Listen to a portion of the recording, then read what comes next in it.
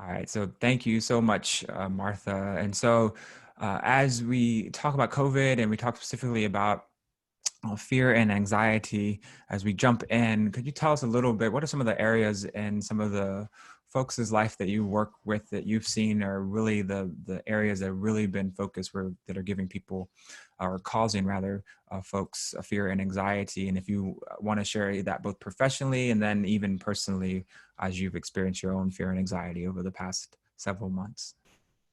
Okay. So just speaking in general about most people, and I include myself in most people, but one of the biggest things that people struggle with, I think, is the unknown and the uncertainty about all this.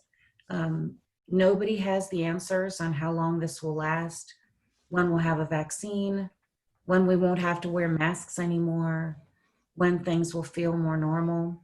So uncertainty always seems to build anxiety. We feel less anxious if we can picture what's going to happen, or if we feel like we're more sure of what's coming. And with this, I think nobody has an answer on kind of where this is going. So the unknown and the uncertainty is huge. I think a lot of people are suffering related to the isolation and the inability to see relatives, friends, to be at church and worship together. I think that's really hard for people, even if you live alone or even if you're an introvert. I think it's still hard not to be able to have those connections with the people you care about, whether it's your elderly relative who's in a facility and you can't go visit, or not being able to travel to visit family, missing occasions, weddings, funerals, all kinds of things like that.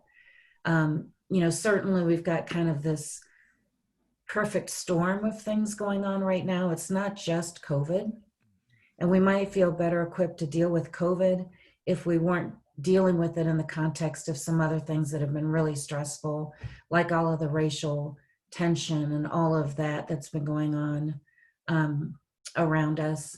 And, the other stressors that people are dealing with, the political climate and the discord all around us. I think those things combine to make it really a challenging time.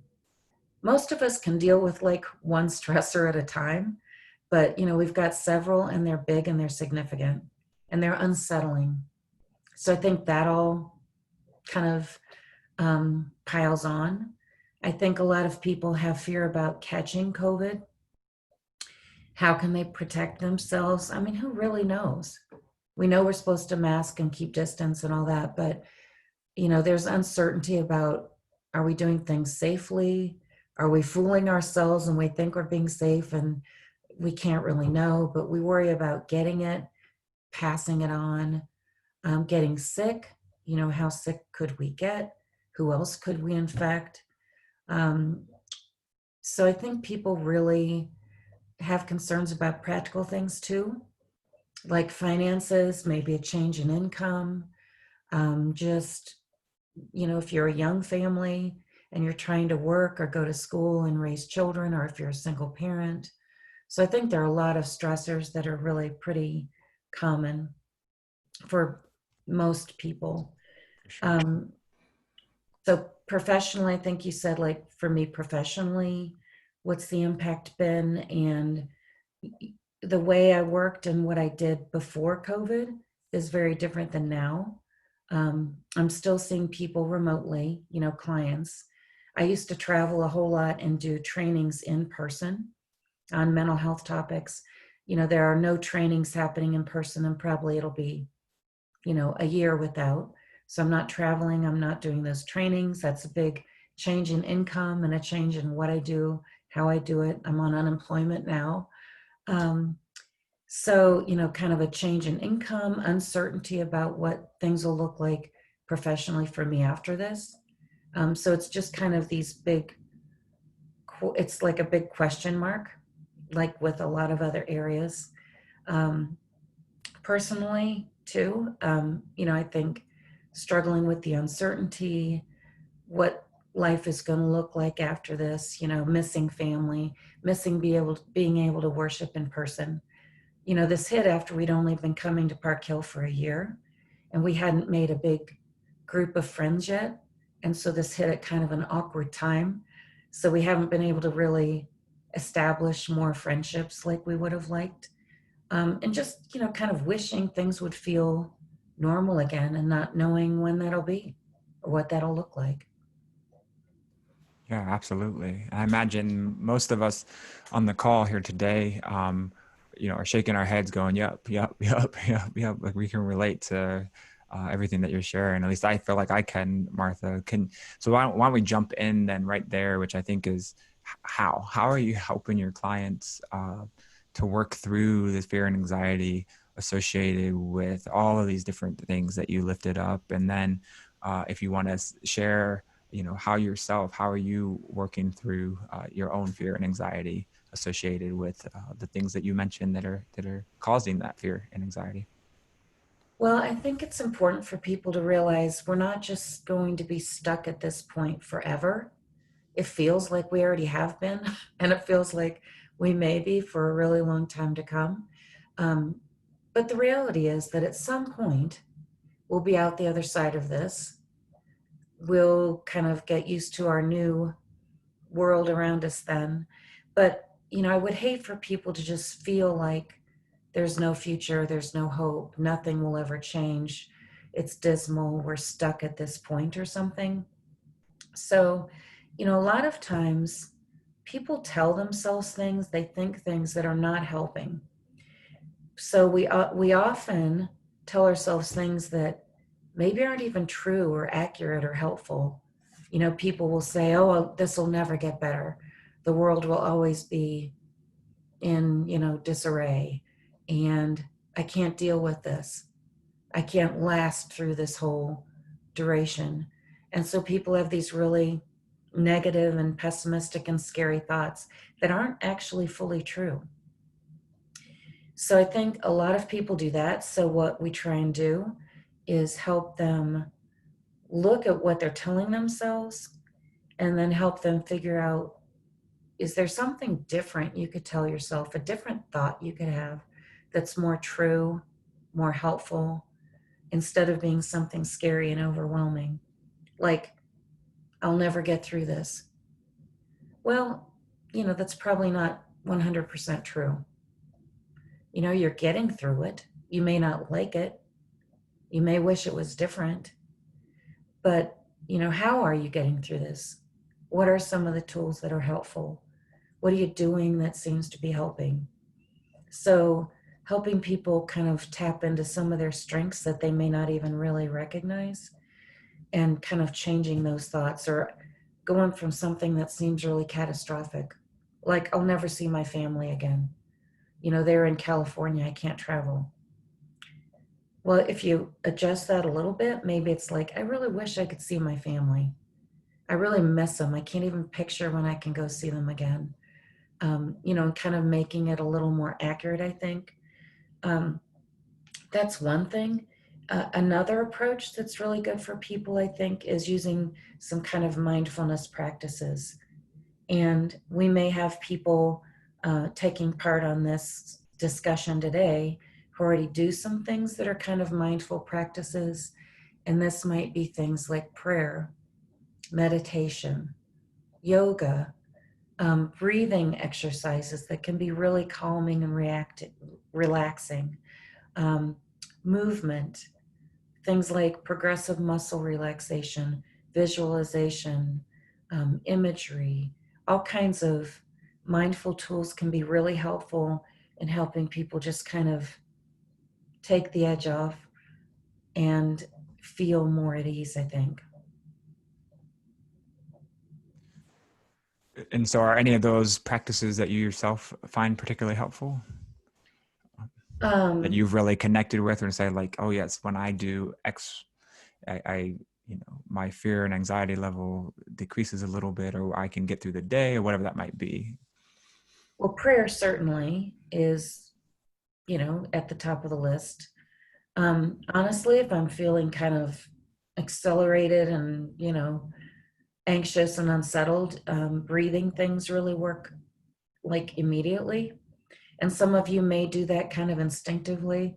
If you notice you're breathing in a real shallow way, or you're holding your breath because you're anxious, if you just do some kind of deep, rhythmic, relaxing breathing, that alone recalibrates something a little bit, and it can really ease some anxiety. So I think the breathing can be a really good thing to do.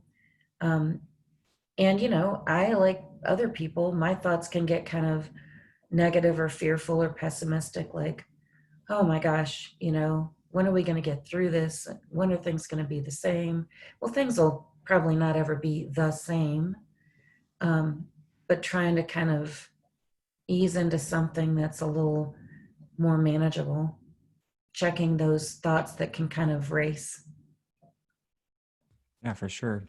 One of the struggles, someone may have picked up on this in the sermon, or even just as we're talking now, is how do we approach how we even talk about fear and anxiety? And what I mean by that is, are we coping with fear and anxiety? Are we trying to get through it? Or are we living with it? Like, does it make a difference? Do you think our mindset on how we approach fear and anxiety, is it something that we overcome or we live with? Or talk a little more about that. Well, probably what's not helpful is to just pretend you're not experiencing that. Like, put the blinders on, like, no, I'm not fearful and anxious, because if we talk about being fearful, it's going to make it worse, it seems. So instead of saying, no, it's not there, I'm good, I've got this, maybe acknowledging it and saying, man, there are times I feel anxious, or I'm kind of fearful about this. It doesn't mean you're going to go off the deep end. It just means you're acknowledging the reality that this is an unsettling time. So I think saying it out loud, talking to somebody about it, just accepting that, yeah, I'm a little anxious right now, or I don't know where this is going, and I've got some apprehension about this. That doesn't mean it's going to run away with you. Yeah, absolutely. Being willing to acknowledge that we're experiencing that. So on that note, the sermons, when we talk about it, with fear and anxiety, and really with each of these topics, there is a part of the sermons that absolutely, right, is that I'm preaching, or Pastor Laura would be preaching, directing it towards each person, right? Here's how your faith can help you work through or acknowledge the fear and anxiety. But we also have a responsibility, I think, for our friends and our loved ones. And so how might we help our friends and loved ones or others to work through, or to help them acknowledge maybe the fear and anxiety that they're experiencing as well? Probably there are a couple of ways of doing that. And one would be to talk about how you yourself are doing. Like, man, I've had a hard time this week. How are you doing? Kind of normalizes that we all have our moments. So to say, I've just been struggling more lately, and I thought I'd check in with you. So the person doesn't feel, exposed or embarrassed or something. But also just initiating the conversation. Ask how somebody's doing. Like, I know these are crazy times. How are you? What's this like for you? I know what it's like for me. I don't know what it's like for anybody else. So to initiate those conversations, that means call somebody, email somebody, text them, send a Facebook message. There are countless ways of reaching out, but I think starting that conversation is going to be really important. There are ways that you can visit safely. So you can have an in-person visit with somebody properly masked and at a big distance or outside. So there are ways to actually be in the presence of other people that seem safe. Maybe inviting somebody to join in our worship or in our class. That's a way of connecting. We at least see each other, and we know that there are other people out there. And for some people, that might really help with the isolation, plus the spiritual boost that we get from that.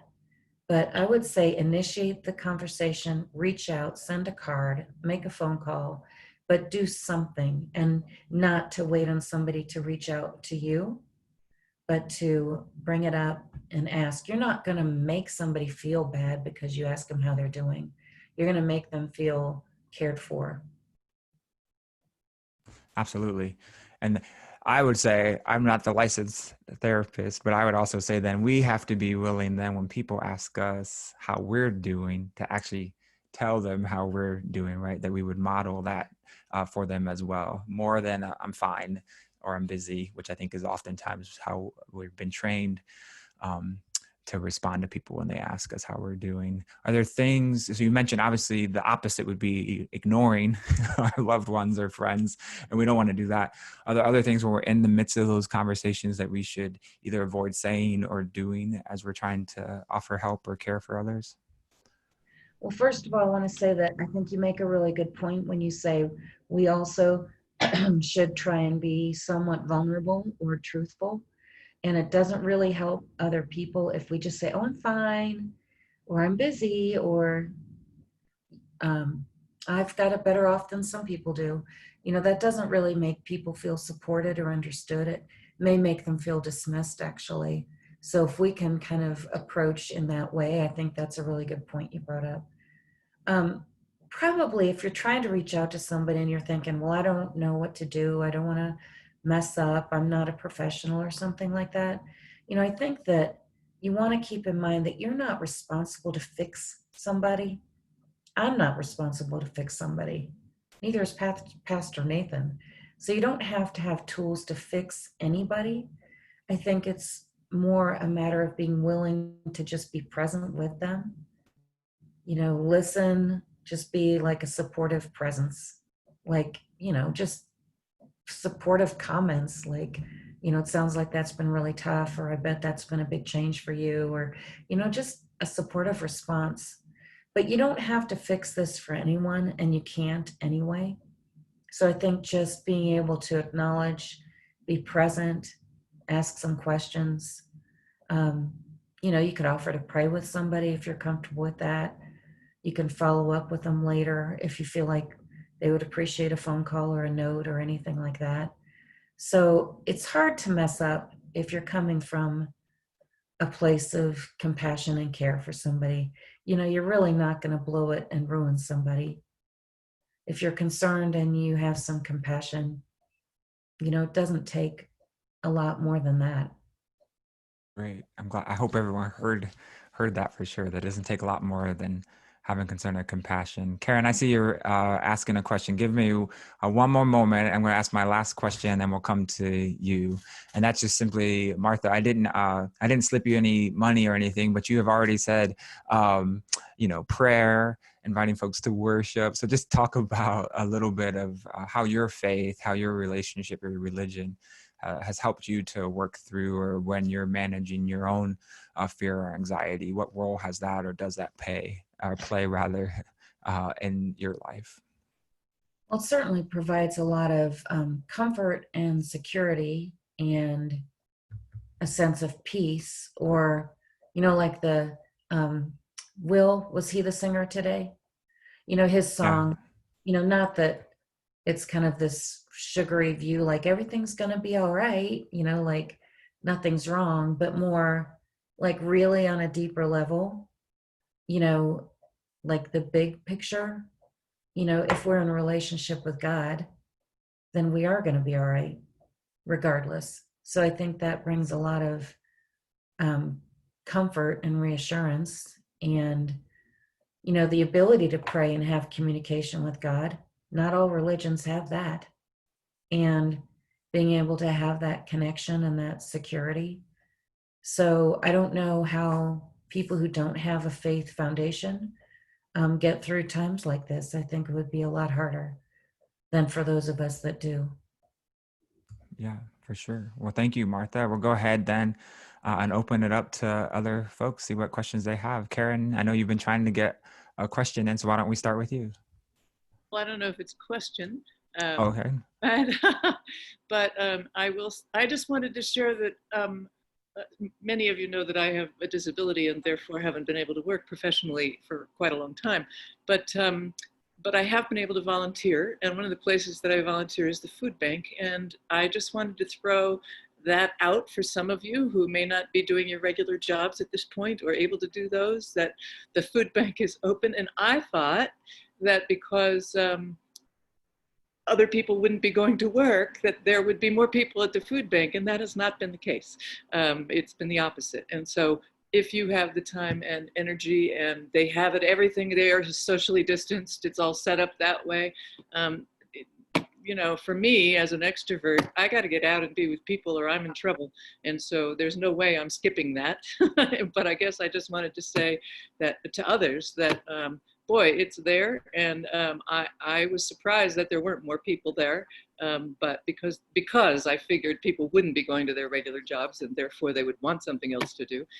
But if you are in that situation, boy, they can sure use you, and they've got everything set up beautifully so that we'll all be okay. Just a thought. Actually, there is something to be said for getting outside of yourself and reaching out and doing something for somebody else. And, we can all get a little turned inward and consumed with our own thoughts and worries.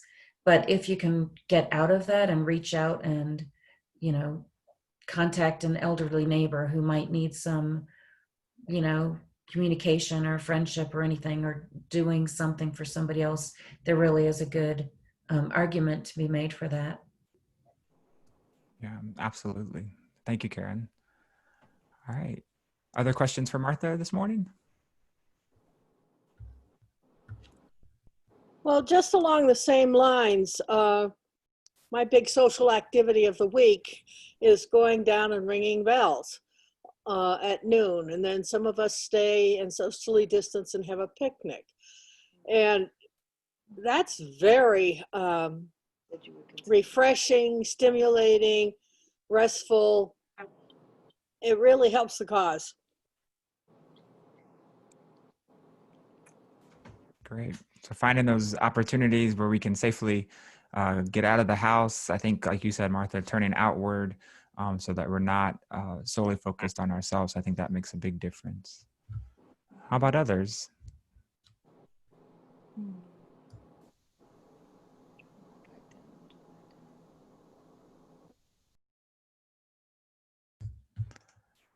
Anybody have any other suggestions then on how you've been working through your own fear and anxiety?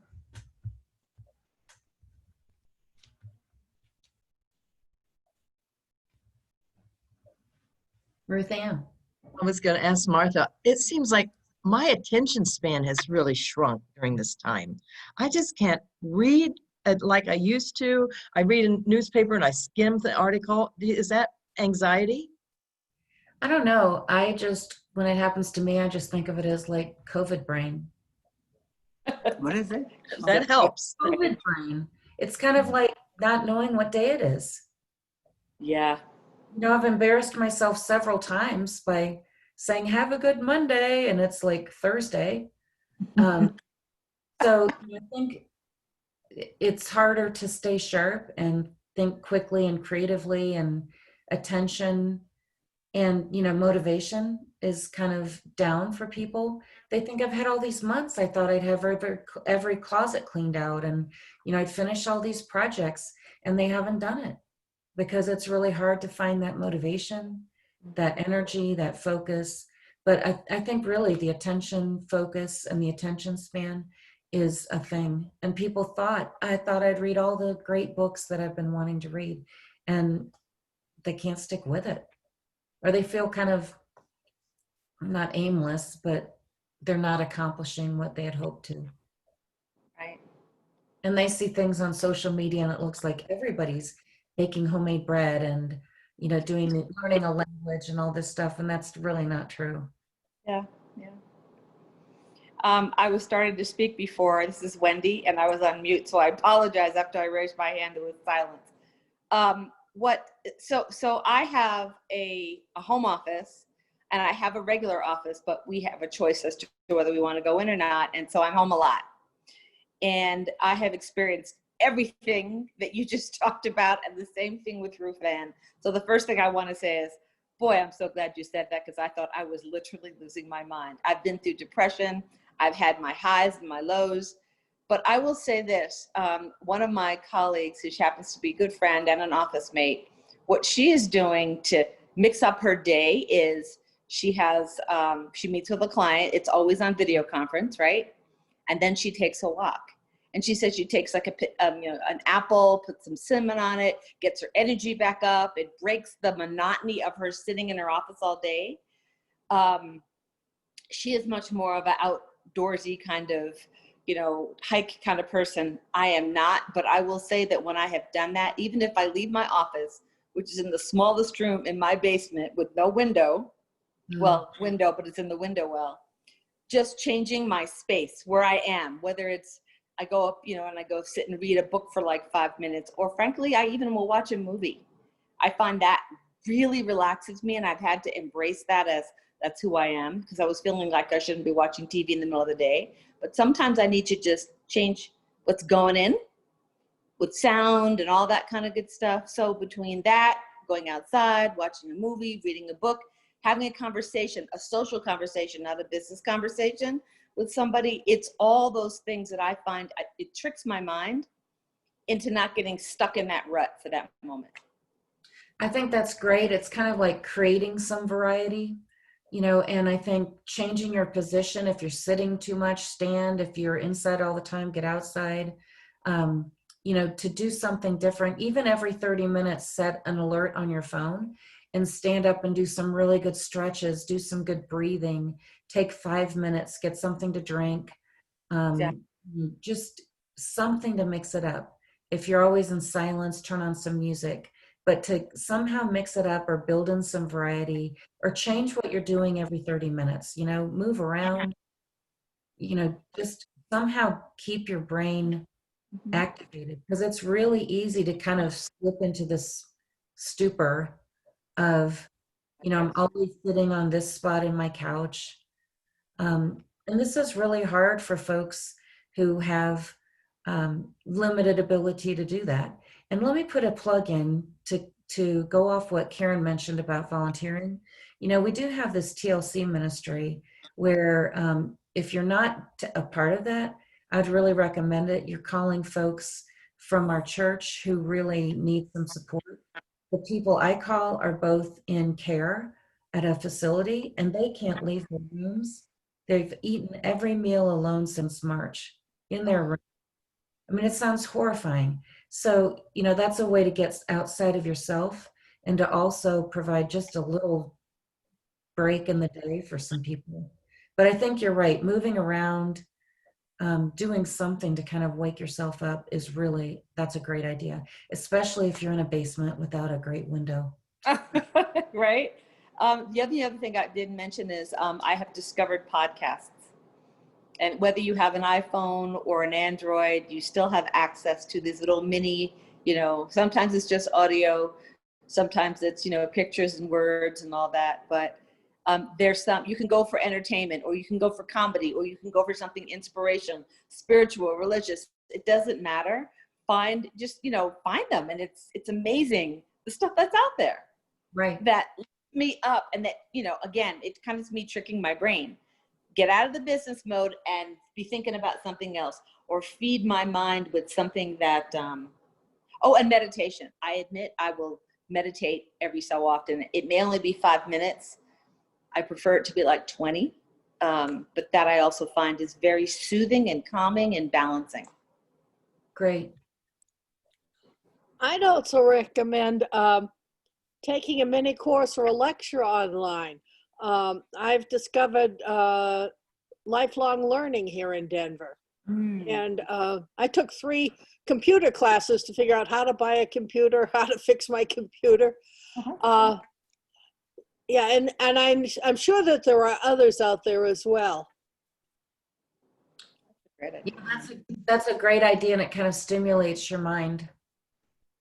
Barb and I participate in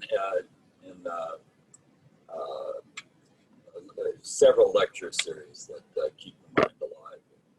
Lectures about countries and about races and about religion, France, and travel. It's really fascinating. As far as ideas on things you can do to keep your wits about you during these days, I would also suggest that you look at how much of the news you're consuming. And I think, Pastor Nathan, you mentioned that in the sermon, right? So, if you've got the TV on all the time on a news channel, or if you're consuming a lot of the news, just think about the impact on you. And is that really an overwhelmingly positive thing for you? Or do you need to maybe be a little more focused in how you consume the news? Because can be really stressful if that's in your head all the time. Yeah, absolutely. Karen? Yeah. I have I don't know if it's a comment or a question. When I think about ourselves and I look at the faces of the people in this Zoom call, I think most of us are incredibly fortunate that we have basic financial security at this time. You know, we're thinking about, you know, how to fill our days and our mental health, but we're not having to think about, you know, food and shelter and jobs and those kind of things. And, you know, maybe I'm wrong. Are there, I just feel like we need to also be aware for those whose concerns are, it must be so much more overwhelming than what I have to deal with right now. Right. And I think you're right to have an awareness of areas of gratitude, and you know, that's a way of shifting our thinking as well. Like, what am I grateful for? I'm grateful that I have a home and a car and I have food in the fridge. You know, when this first started, we were like everybody else. We stocked up on food. Our freezer hardly shut because we had so much in there. You know, and I thought, we have more food in our kitchen right now than probably at any other time. But I also read something recently that said comparative suffering isn't really helpful. So if we often say, oh, I shouldn't complain because, you know, really, I don't have it as bad as other people, which may be true, but you can still acknowledge that you have some stressors, which are legitimate. And your experience is your experience. So I thought it was kind of interesting to be able to say, you know, we've all got our stressors. We've all got the things going on we don't like. But no, most of us on this call, we aren't in survival mode. And we have homes and we have food. Most of us have vehicles, you know. We have family or friends. And, you know, there are countless people who don't. So I think, yeah, there's a balance there to be able to acknowledge, yeah, I come from a place of great privilege right now, and I can get bummed out some days, and both are true. Absolutely. And I think that's back where Karen and others have said, and we talked about this in the Manna and Mercy series, right? If we have abundant manna, whatever that might be, however we define that, how are we sharing that with others? Right. And how are we volunteering and serving and helping and so forth and so on? Absolutely. Yeah. Karen? Well, and I just wanted to ditto that. I mean, I think all of us can open our eyes and look around and find places that we have to offer. I mean, in my personal circumstance, for instance, I have a roommate, you know, once she lost her job, what was she going to do? Can't pay me rent. You know, thankfully I don't need the rent, and so I'm able to. She made a so-called deal with me that she would be my slave in exchange for my in exchange for staying here. And of course, I'm not making her be my slave, but I think many of us can kind of look around and see what things like that are available. And if I haven't already said this, because I can never remember anything, I highly recommend volunteering at the food bank. I may have mentioned that I thought now, when people couldn't go to their jobs or things like that, that there would be a lot more people at the food bank. That's not true.